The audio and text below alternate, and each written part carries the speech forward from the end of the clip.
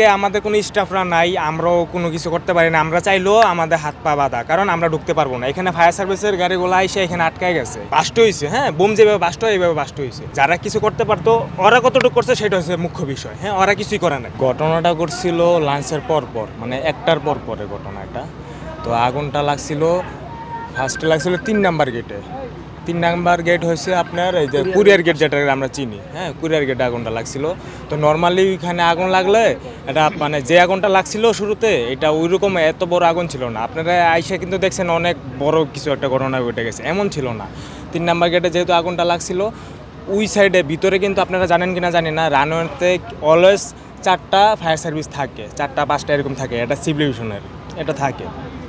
তো যখন আগুনটা যে লাগছিল তখন তারা চাইলে এটা উদ্যোগ নিলে তখনকার এটা ফিনিশ হয়ে যেত, শেষ হয়ে যেত। এটা ওরা করে নাই, মানে কী কারণে করে না এটা ওরা জানে। হ্যাঁ, আর হচ্ছে আজকে যেহেতু অফ ডে, শুক্র শনিবার 2 দিন সাপ্তাহিক বন্ধ। হ্যাঁ, আজকে ছিল না কোনো স্টাফ, এখানে ছিল না যারা এইখানে দায়িত্বে। যে আমাদের এই পার্কিংয়ে কিন্তু অনেক মানুষ থাকে, অনেক কর্মীরা থাকে, তার ভিতরে থাকে।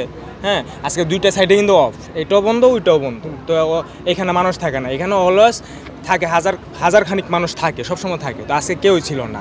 কিন্তু এয়ারপোর্টের শেষ থেকে শুরু পর্যন্ত, হ্যাঁ, প্রত্যেকটা সেক্টরে আপনি সিসি ফুটেজ পাবেন, সিসি ক্যামেরা পাবেন। হ্যাঁ, আর ঘটনাটা যখন ঘটছিল এটা কিন্তু সবাই জানছে।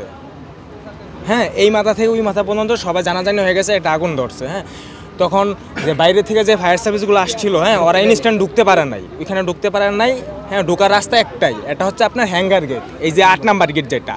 8 নাম্বার গেট দিয়ে যদি আমরা যে কোনো ফায়ার সার্ভিস না, বড় বড় ট্রাক নিয়েও যদি ঢুকেন না, একদম আপনার এয়ারপোর্টে যে কোনো স্থানে আপনারা যাইতে পারবেন, যে কোনো জায়গায় যাইতে পারবেন। আগুনটা মূলত ঘটছিল এই বিল্ডিংয়ে, ধরছে এই বিল্ডিংয়ে। তো হ্যাঙ্গার গেটটা যদি ওপেন করে দিত, আমাদের ফায়ার সার্ভিসের গাড়িগুলো যারা ছিল ওরা স্পটে চলে যেতে পারতো।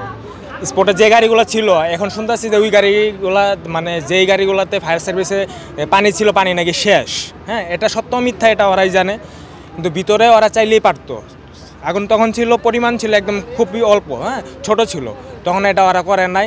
আর এই যে ফায়ার সার্ভিসের গাড়িগুলো অনেক লেট করে আসছে। হ্যাঁ, যখন ঘটনা ঘটে গেছে তখন তো আর আসতে পারে না, ওরা লেট, এটা সময়ের ব্যাপার আছে। আর এই আগুনটা মূলত এখানে কিছু কেমিক্যাল আছে। হ্যাঁ, আমাদের যেমন আমরা কমার্শিয়াল সাইডে আছে, আমাদের কিছু কমার্শিয়াল মাল আছে, শুধু আমাদের না, এয়ারপোর্টে সবার মাল আছে। এখানে হাজার ফ্যামিলি এই জায়গাতে জড়িত, মানে এটার সাথে আর কি। রিজিকের ব্যাপার বলি, কাজের ব্যাপার বলি, ব্যবসার ব্যাপার বলি, সবাই কিন্তু এই জায়গার থেকে ভাই। এইখানে একটা ঘটনা ঘটে গেলে পুরো বাংলাদেশেই একটা ঝামেলা। এই আগুনটা যদি আজকে আমাদের কোনো স্টাফরা নাই, আমরাও কোনো কিছু করতে পারি না। আমরা চাইলেও আমাদের হাত পা বাঁধা, কারণ আমরা ঢুকতে পারবো না। এখানে ফায়ার সার্ভিসের গাড়িগুলো এসে এখানে আটকায় গেছে। কেন আটকাইছে? তাদের পারমিশন লাগবে। কিসের পারমিশন? তাদের ডিসি স্যার লাগবে, তাদের এই মুখ তেমুক অনেক কিছু। হ্যাঁ, তাদের পারমিশন লাগবে। এই কারণে আগুনটা মানে বড় হয়ে গেছে, কেউ ছোট করতে পারে নাই। আর এখন যে আগুনটা দেখতেছেন, মনে করতেছেন যে তারা নেই পাইছে, না, আগুনগুলা শেষ, মানে পুরার মতো কিছু নাই। আপনারা জানেন কিনা জানেন না, ভিতরে কিন্তু তিন সেট আছে, সব কিছু আছে। এইখানে কি নাই? সব আছে। এই যে পানি, বাইরে থেকে যদি পানি যদি ওপেন করে দিত, আমরা যদি চেষ্টা করতাম, হ্যাঁ, হয়তো আমাদের পক্ষে সম্ভব না, কারণ এখানে কেমিক্যালের কিছু জিনিস আছে। এখানে আপনারা দেখছেন কিনা জানেন, এখানে বাস্ট হয়েছে বোমের মতো, বাস্ট হয়েছে। হ্যাঁ, বোম যেভাবে বাস্ট হয় এইভাবে বাস্ট হয়েছে। কিন্তু আমরাও চেষ্টা করতে পারতাম, সবাই পারতো।